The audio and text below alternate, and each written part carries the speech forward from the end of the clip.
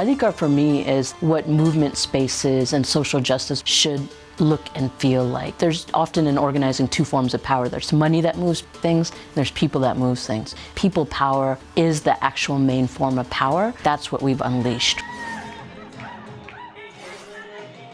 Adhikaar is a worker center and a community center that is based in Woodside, Queens. We work with the most vulnerable folks in our community. We don't just serve them, but we organize them, and we build power in community and family, and then are able to create really large structural change by working within the community and in coalition.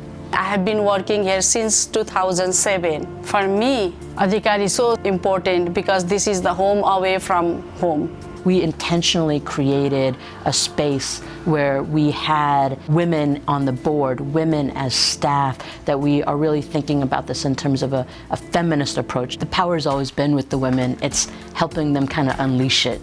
Pabitra is such a visionary. She puts women first, and she centers those who bring perspectives that have not been heard, that have not been taken into account in policies, and allows those women to shine with their leadership. She really takes the time to guide people that are new and up and coming. The lessons that she's taken on in the decades of work of organizing that she's done are shared. People like myself, I've learned so much about how to do the work that we do just by seeing how she does her work and leading by example. ACT and Adhikaar have been working together pretty consistently over the last 4 years, which is really when the fight for temporary protected status has heated up. The same kinds of work that we're doing in African immigrant communities, Adhikaar is leading in Nepali communities. I came into Adhikaar when we were just over 10 years old, and we were at a place where we had just won huge victories in the nail salon movement here in New York in 2015 and 2016.